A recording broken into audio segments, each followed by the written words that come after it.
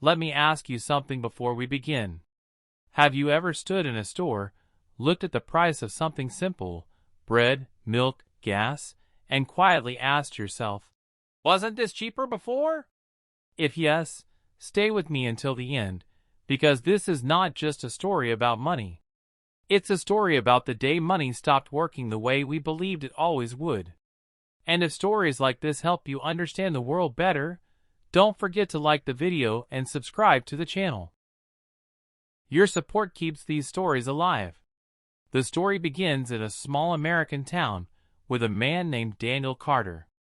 Daniel was 42 years old, a warehouse supervisor, a husband, and a father of two. He wasn't rich, but he was responsible.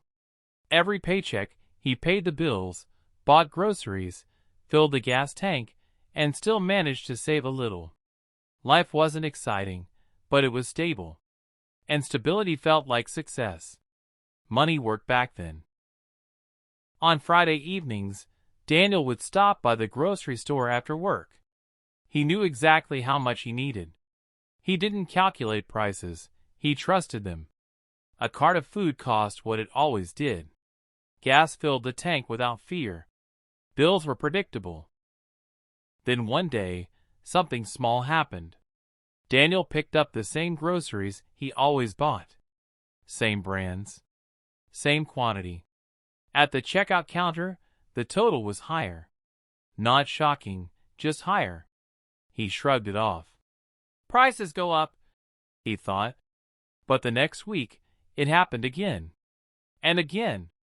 Across town lived Laura Mitchell, a 35-year-old schoolteacher. Laura loved her job, loved her students, and believed in hard work. Her salary didn't change much year to year, but it used to be enough. Lately it wasn't. Rent increased. Electricity bills climbed. Grocery prices rose quietly, without warning. Laura started checking price tags, something she never used to do. She stopped buying small comforts. No coffee outside. No new clothes. Just essentials. Money still looked the same. But it didn't behave the same. That's when people started noticing something strange. They weren't spending more. They weren't living better. They weren't being careless. Yet somehow, money was disappearing faster. Daniel's wife, Emily, noticed it first. She spread receipts on the kitchen table. "We're doing everything right," she said quietly. "So why does it feel like we're falling behind?" Daniel had no answer. This is how inflation enters life.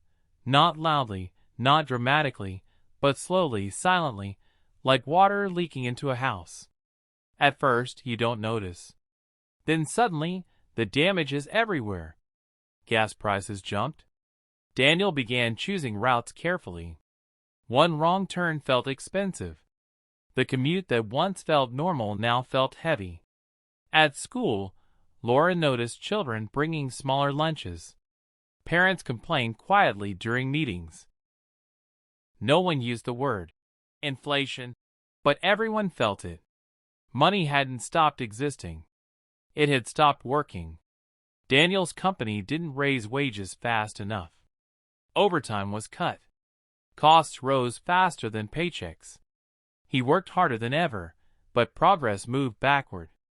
That's the cruel trick of rising prices. You don't feel lazy. You feel tired. You don't feel irresponsible.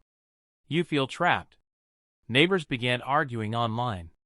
Some blamed businesses. Some blamed workers. Some blamed the government.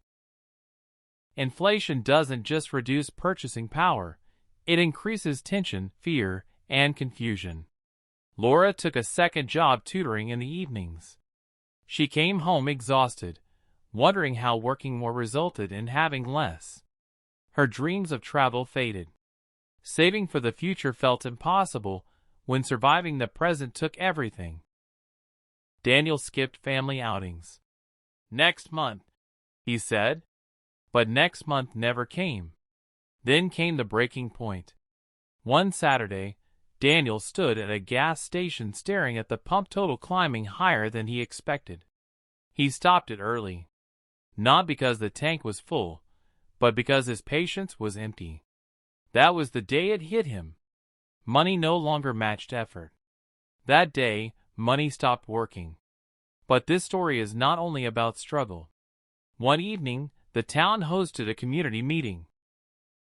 Nothing formal, just people talking. Workers, teachers, small business owners, parents. Everyone shared the same story in different words. "We're not failing," someone said. "The system is stretched," another replied. For the first time, people stopped blaming each other. Daniel realized something important. Inflation doesn't mean you're bad with money. It means money itself is under pressure. When costs rise faster than wages, even smart people struggle. Laura began teaching her students something new, not from textbooks, but from life. She taught them about budgeting, saving, and understanding money early. Knowledge became her resistance. Daniel learned to adapt. He tracked expenses, learned financial skills he never needed before, and focused on what truly mattered. The family simplified. Less spending, more intention. Slowly, the fears softened. Not because prices fell overnight, but because understanding replaced confusion. Years later, Daniel's children asked him why adults worried so much about prices back then. He smiled and said, "Because that's when we learned money isn't guaranteed to protect you. Knowledge does." Laura eventually wrote a small guide for families. Simple lessons about money, value, and resilience. She didn't become rich, but she became confident. And confidence is powerful. So when you look around today and wonder, "Why is everything so expensive?" remember this story. Inflation is not just an economic term. It's a human experience that touches kitchens, classrooms, gas stations, and quiet conversations late at night. Money didn't disappear. It changed. And the people who survived were not the richest, but the ones who adapted, learned, and supported each other. If this story helped you understand why money sometimes feels broken, please like the video and subscribe to the channel. More stories are coming. Stories that explain the world in simple, human ways. Because the day money stopped working was the day people learned what truly matters.